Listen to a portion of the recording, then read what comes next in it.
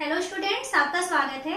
पिछली क्लास में हम समांतर श्रेणी के बारे में पढ़ चुके हैं कि समांतर श्रेणी क्या होता है और साथ ही साथ उस समांतर श्रेणी में प्रथम पद ज्ञात है और सर्वांतर ज्ञात है तो उसके पदों को किस तरीके से हम आगे ज्ञात कर सकते हैं।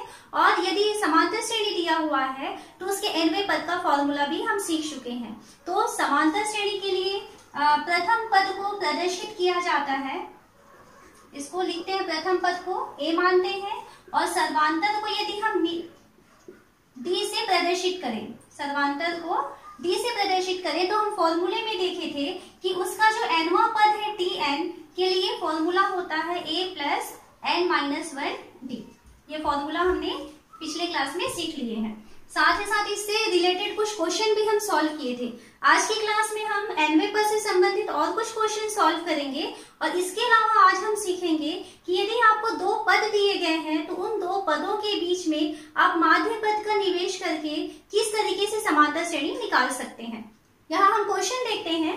हमें क्वेश्चन दिया हुआ है, किसी समांतर श्रेणी का 12वां पद उसके 5वें पद से 14 अधिक है और दोनों पदों का योग 36 है तो श्रेणी का mवां पद ज्ञात कीजिए। तो यहाँ देखिए, इस क्वेश्चन को देख के हमें क्या क्या जानकारी मिल रही है।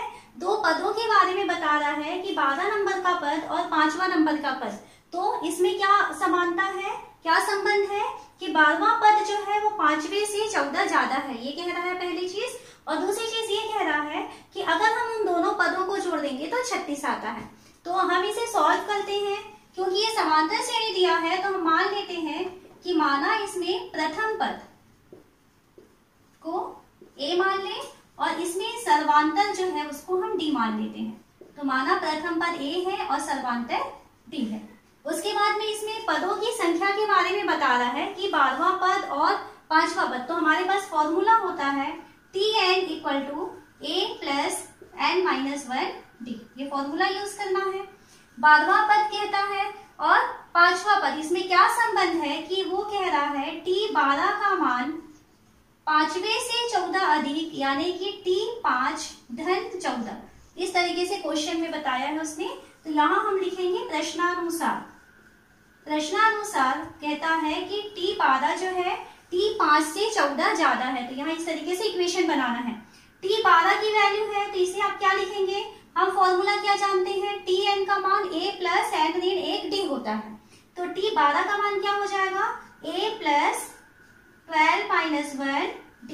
ये t12 की वैल्यू हो गई। यहाँ से t5 की वैल्यू है तो a प्लस 5-1d। इस फॉर्मूले में हम वैल्यू रख रहे हैं और प्लस यहाँ पे 14 दिया था तो 14 लिख लिए हैं।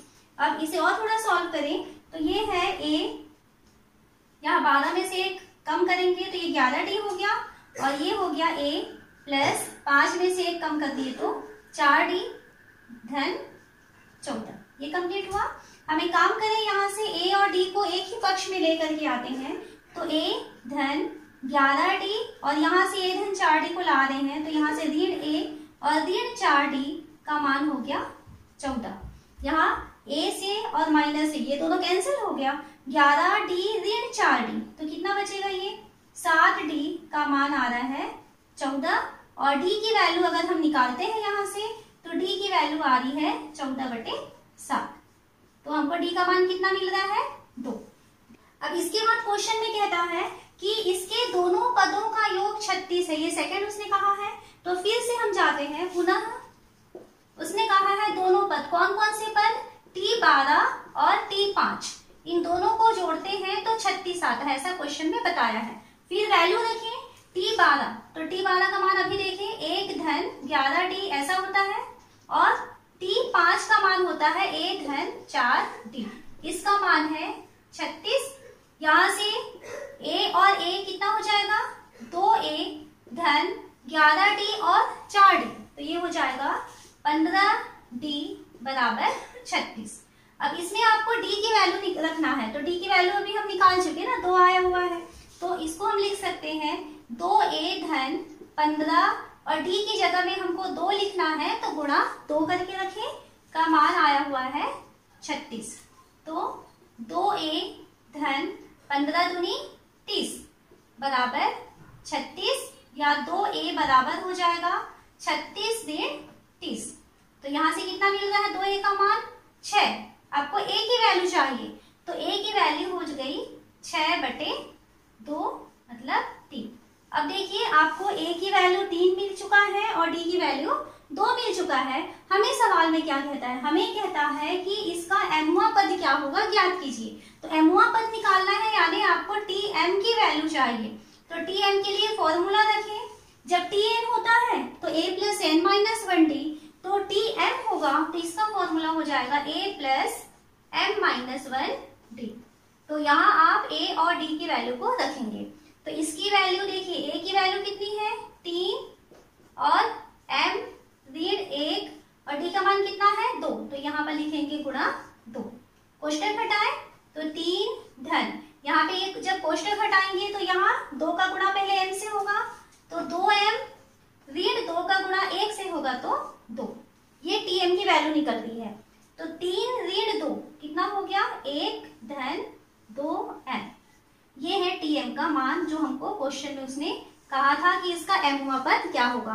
तो जब इस टाइप का क्वेश्चन आता है तो आपको सवाल को बहुत ध्यान से पढ़ना है कि वो किस किस बारे में बता रहा है। जैसे यहाँ पे हमको 12वां पद, 5वां पद ऐसे वो यूज किया हुआ था, तो आपको क्या फॉर्मूला चाहिए, nवें पद के फॉर्मूले को चाहिए और इस तरीके से आपको इक्वेशन निकालना है और वैल्यू को सॉल्व करनी है।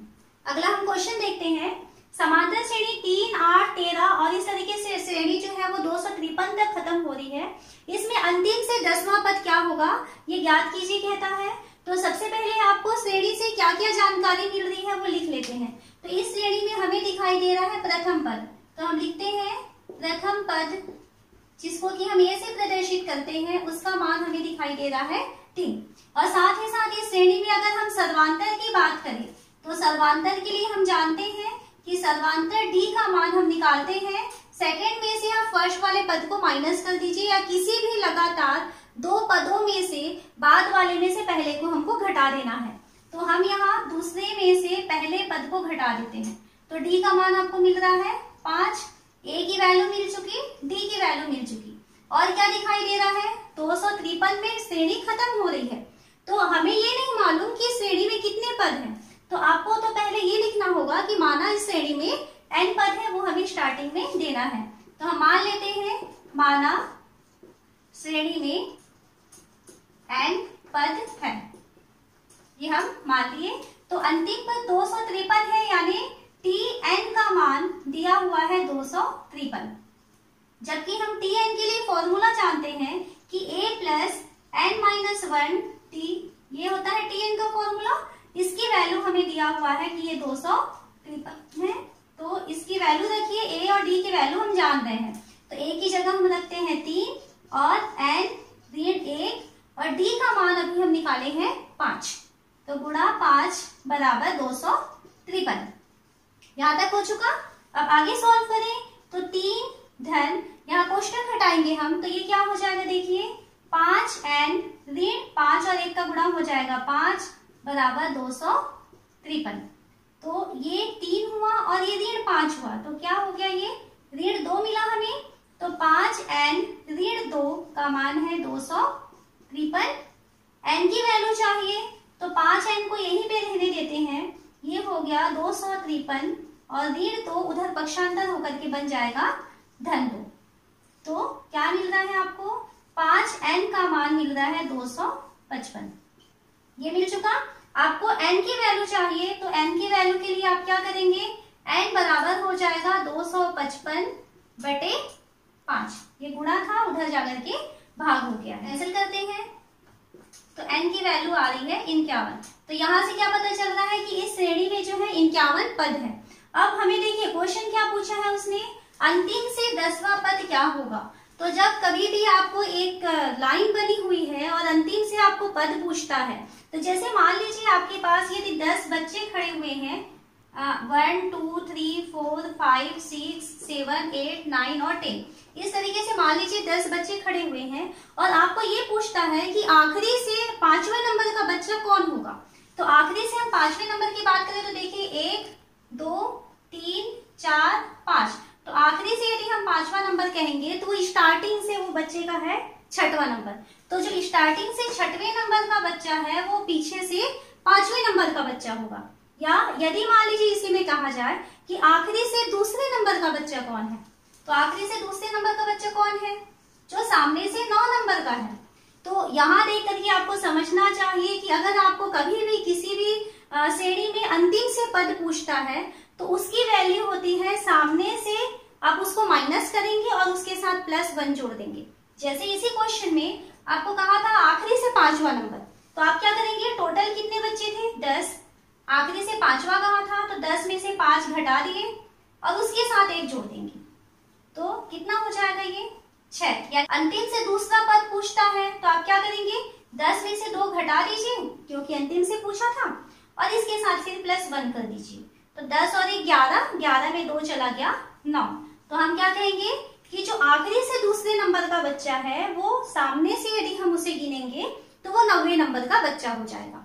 तो हमें उसने क्वेश्चन में कहा है कि अंतिम से 10वां पद क्या होगा। तो अंतिम से 10वां पद को यदि हम प्रथम से गिनना चालू करें, यानी स्टार्टिंग जहां से हमारा श्रेणी चालू हुआ है वहां से काउंटिंग करें, तो ये होता है प्रथम से टोटल कितने पद है इसके पास 51 में से 10 को घटा देंगे क्योंकि 10वां पद पूछा था, तो 51 में से 10 को घटा करके उसके साथ 1 जोड़ दिया जाता है। तो क्या हो जाएगा ये पद, 51 में से 10 माइनस करेंगे तो 41 और 41 और 1 42वां पद। तो अंतिम से 10वां पद यानी वो स्टार्टिंग से यदि काउंट करेंगे तो 42 नंबर का पद होगा। अब हमें पूछता है कि 42 नंबर का पद क्या है बताइए, तो हम निकालते हैं T42 की वैल्यू। तो T42 की वैल्यू A और A प्लस ये 42 ऋण 1D फॉर्मूला है हमारे पास, A plus n minus 1D। तो A और 42 नंबर का पद है तो 42 में 1 घटा देंगे और D लगा देंगे। वैल्यू रखें तो A की वैल्यू देखिए क्या दिया हुआ है यहाँ 3, तो A की वैल्यू 3, 42 में 1 माइनस हो जाएगा 41 गुणा D का मान हम निकाले हुए हैं, कितना है D का मान 5, ये 5 हो गया। सॉल्व करें तो 3 धन 205 यानी हो रहा है ये 208। तो हमको जो क्वेश्चन कहा था कि अंतिम से 10वां पद क्या होगा, तो इस श्रेणी में अंतिम से 10वां पद का मान जो है वो 208 हो जाएगा। नेक्स्ट हम देखते हैं कि समांतर माध्य क्या होता है। तो समांतर माध्य यदि मान लीजिए आपके पास 2 पद दिए गए हैं A और B, इन दोनों पदों के बीच का आपको समांतर माध्य चाहिए, तो इनका जो समांतर माध्य होता है, तो समांतर माध्य के लिए फॉर्मूला होता है कि आप A धन B बटे 2 करेंगे, यानी कि दोनों को जोड़ करके 2 से भाग दे देंगे, तो इसे कहा जाता है समांतर माध्य। इसके कुछ क्वेश्चन हैं जो 2 नंबर या 1 नंबर के क्वेश्चन में आ सकते हैं। देखते हैं कि इसके क्वेश्चन किस तरीके से एग्जाम में पूछे जाएंगे। पहला जैसे क्वेश्चन दिया हुआ है वर्गमूल 2 धन 1 और वर्गमूल 2 ऋण 1 का समांतर माध्य ज्ञात कीजिए। तो पहला को हम A मानते हैं, तो यहाँ A का मान दिया हुआ है वर्गमूल 2 धन 1, और सेकंड को यदि हम B कहें तो B का मान हमें दिया हुआ है वर्गमूल 2 ऋण 1। हमें क्या चाहिए, यहाँ पर समांतर माध्य चाहिए। तो समांतर माध्य की वैल्यू होती है A प्लस B अपॉन 2।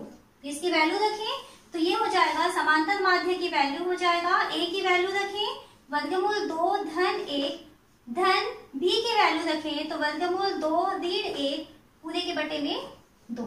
तो ये +1 और -1 दोनों कैंसिल हो गया, तो क्या वैल्यू मिल रही है हमको, वर्गमूल 2 2 बार मिला है तो 2 वर्गमूल 2 बटे 2 कैंसिल हो गया। तो हमें क्या मिला कि यहाँ पर ये जो 2 संख्याएं दी गई हैं वर्गमूल 2 धन 1 और वर्गमूल 2 ऋण 1, इसका समांतर माध्य मिला है वर्गमूल 2। सेकंड क्वेश्चन देखते हैं। तो ये दिया हुआ है x वर्ग धन 3xy एक संख्या है, y वर्ग ऋण 3xy ये दूसरी संख्या है। इन दोनों का समांतर माध्य ज्ञात करना है। तो हम मान लेते हैं हमारा पहली संख्या a है और सेकंड वाली संख्या को हम b मानते हैं। तो a और b मिल चुका, हमें चाहिए क्या, समांतर माध्य। तो समांतर माध्य के लिए formula a plus b upon 2। Value रखें तो a की वैल्यू है x की घात 2 धन 3xy प्लस b की वैल्यू है y की घात 2 ऋण 3xy और पूरे के बटे में क्या रखना है आपको 2। इस फॉर्मूले में मान रख रहे हैं। तो यहाँ देखिए 3xy और ऋण 3xy वो दोनों आपस में कैंसिल हो जाएंगे, तो वैल्यू मिल रहा है x² प्लस y² अपॉन 2।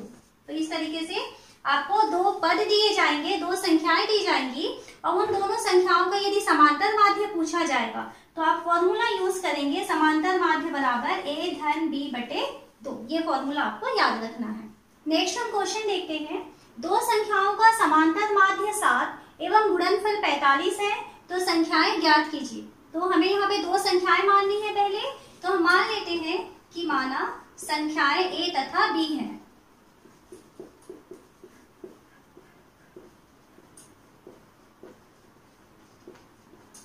क्या कहा है उसमें, उनका समांतर माध्य की वैल्यू 7 है, तो हमें दिया है समांतर माध्य बराबर 7। जबकि समांतर माध्य के लिए हम फॉर्मूला क्या जानते हैं, a प्लस बी अपॉन 2। ये फॉर्मूला है समांतर माध्य का। तो इसकी वैल्यू कहा है उसने 7 है, तो यहाँ से तिर्यक गुणा करें तो क्या मिल जाएगा आपको, a धन b बराबर 7 और 2 का गुणा हो जाएगा तो 14। ये एक इक्वेशन लेकर के इसको छोड़ देते हैं।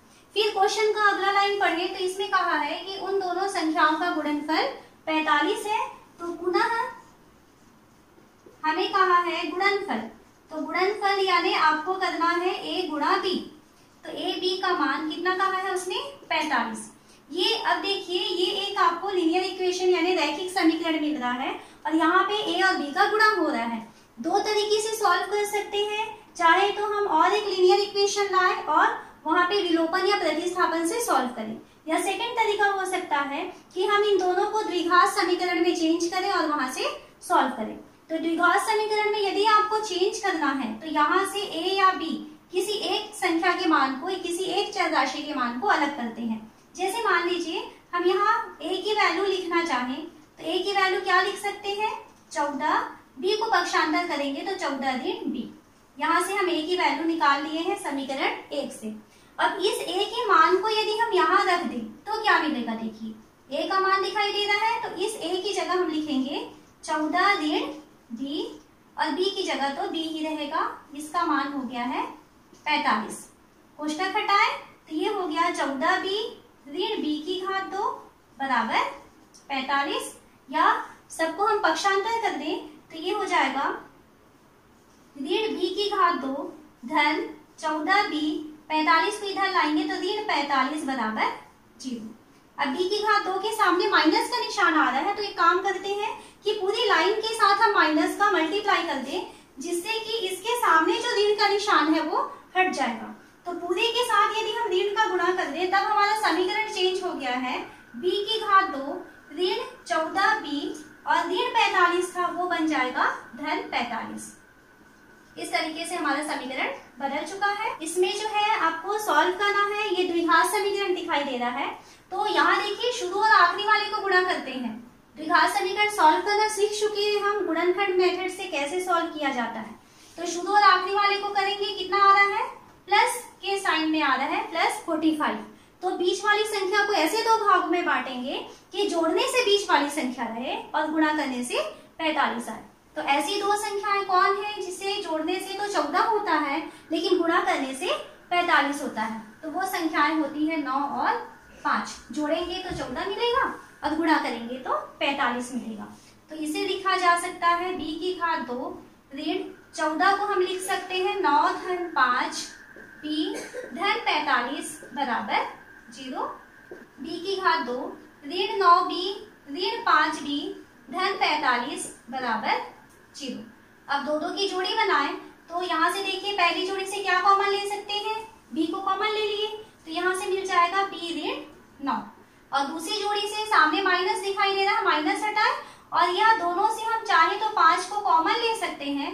तो अंदर में बचेगा b और माइनस का निशान है तो अंदर का साइन चेंज हो जाएगा तो वो माइनस हो जाएगा। 45 को हम 5 वहां से बाहर निकाल रहे हैं, पर भाग दे के बाहर निकाल रहे हैं तो 5 निया 45 होता है, इसलिए अंदर में बच गया है 9। तो दोनों ही के पास b ऋण 9 बचा है, तो b ऋण 9। अब देखिए पहले क्वेश्चन में क्या बचा, b और सेकंड के पास बचा है ऋण 5 का मान 0 हो गया। अब यहाँ से दो स्थितियां हो सकती हैं, या तो b ऋण 9 का मान 0 हो जाएगा या तो b ऋण 5 का मान 0 हो जाएगा। तो यदि b ऋण 9 का मान 0 हुआ तो उस कंडीशन में b का मान क्या मिलेगा? 9। और b कौन है? एक संख्या है। अब b का मान यदि 9 है तो a का मान क्या होगा? तो a का मान देखिए यहां से निकालते हैं हम, तो उस कंडीशन में a का मान हो जाएगा 14 ऋण 9 यानी कि 5। तो वो संख्याएं जो है b का मान 9 या a का मान 5 हो सकता है। कहां से? अगर b ऋण 9 का मान हम 0 के बराबर रखें। सेकेंड कंडीशन हो सकती है क्या कि b ऋण 5 का मान 0 रख दें। तो देखिए अगर b ऋण 5 को 0 करते हैं तब उस कंडीशन में b का मान हो गया है 5। अब b का मान 5 है तो a का मान क्या होगा? तो a का मान होता है 14 ऋण b। तो a का मान 14 ऋण b यानी कि 14 ऋण 5 यानी a की वैल्यू हो जाएगी 9। तो क्या देख रहे हैं हम यहाँ पे? अगर एक संख्या 5 है तो दूसरी संख्या 9 है, और यदि पहली संख्या 9 है तो दूसरी संख्या 5 है। यानी कि आपको जो दो संख्याएं पूछा था कि क्या क्या है संख्याएं, तो वो संख्याएं 9 और 5 है। ये हमारा आंसर हुआ। नेक्स्ट यहाँ हमें क्वेश्चन दिखाई दे रहा है, ऋण 4 और 10 के बीच 6 पदों का निवेश करते हुए समांतर श्रेणी का निर्माण कीजिए। तो यहाँ देखिए दो पद हमें कहा है कि ऋण 4 है और 10 है, तो आपको ऋण 4 रखना है और 10 रखना है, और इन दोनों संख्याओं के बीच में आपको 6 पद निवेश करना है। तो 6 पद मान लेते हैं कि पहला पद A1 है, A2 है, A3, A4, A5 और A6। इस तरीके से अगर हम 6 पद इनके बीच में डाल दें, और ये कहता है कि आप इस तरीके से 6 पद इनके बीच में डालिए कि ये जो आपको श्रेणी दिखाई देगी वो समांतर श्रेणी हो जाएगा। तो कैसे सॉल्व करेंगे? तो यहाँ पे हम मान लेते हैं, माना पद A1, A2, A3, A4, A5 तथा A6 है, ये हम मान लेते हैं। अब अगर ये पद है इनके बीच में, किसके? ऋण 4 और 10 के बीच में, तब हमारे पास जो समांतर श्रेणी बनेगी कौन? ऋण 4 से चालू होगी, ऋण 4, फिर A1, A2, A3, A4, A5, A6 और उसके बाद आखिरी में मिलेगा 10। तो इस तरीके से जो श्रेणी होगी ये क्या हो जाएगी? समांतर श्रेणी होगी। प्रश्न के अनुसार इसे समांतर श्रेणी होना चाहिए। तो अगर ये समांतर श्रेणी है तो इस समांतर श्रेणी को देख के हमें क्या क्या पता चल रहा है? इस समांतर श्रेणी में हमें दिखाई दे रहा है प्रथम पद। तो यहाँ से हम देख रहे हैं कि इस समांतर श्रेणी का जो प्रथम पद A कहते हैं उसकी वैल्यू आ रही है ऋण 4। इस श्रेणी को देखने से हमें पता चल रहा है कि इसमें जो पदों की संख्या है, तो यहाँ पे देखिए ये 1 और ये 2 स्टार्टिंग में दिया था, और 6 पद हमने और निवेश किया हुआ है। तो टोटल जो पदों की संख्या है वो है 6 धन 2। टोटल 8 पद दिखाई दे रहे हैं। तो पदों की संख्या बराबर 6 धन 2 यानी कि हमें मिल रहा है 8। पदों की संख्या पता चल गया।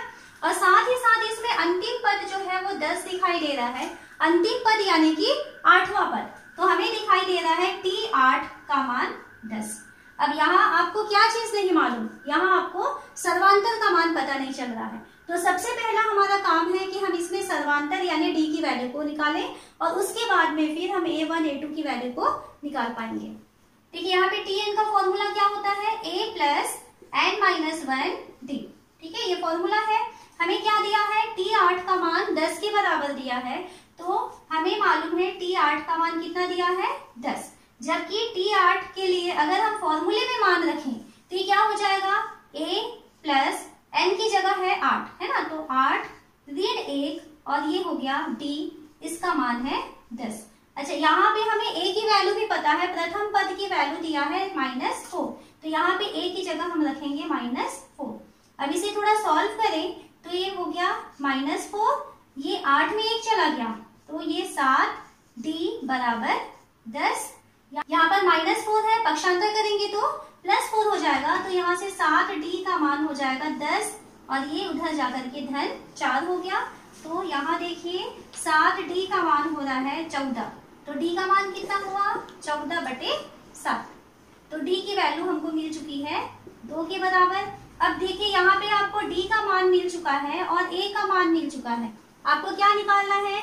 इसके माध्य पद जो हम निवेश किए हुए हैं, तो माध्य पद है पहला A1, तो हमें A1 की वैल्यू चाहिए।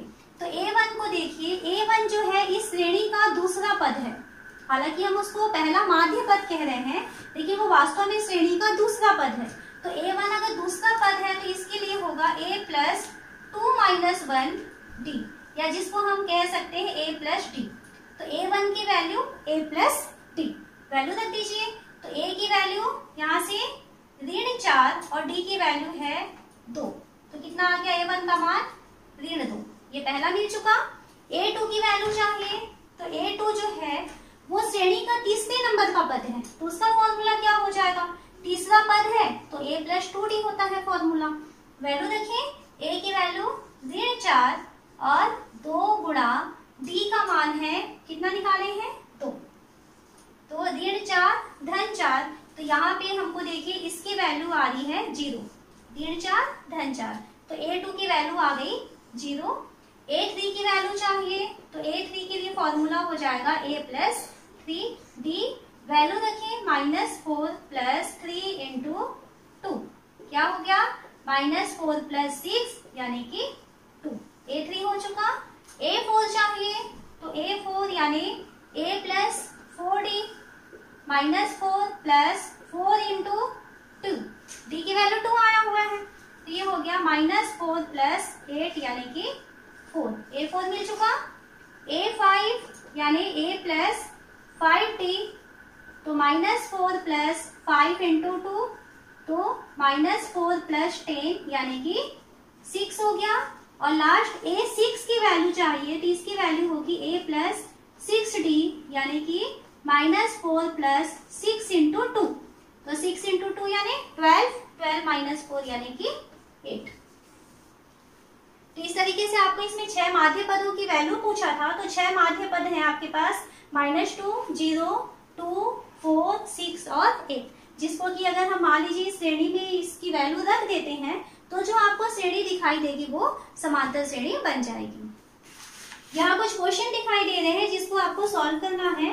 फर्स्ट क्वेश्चन है 11 और ऋण 7 के बीच 5 पदों का निवेश करते हुए समांतर श्रेणी का निर्माण कीजिए। और सेकंड क्वेश्चन आप सॉल्व करेंगे 11 और ऋण 5 के बीच 3 पदों का निवेश करते हुए समांतर श्रेणी का निर्माण कीजिए। तो ये 2 क्वेश्चन है, आप लोग इसकी प्रैक्टिस कीजिएगा।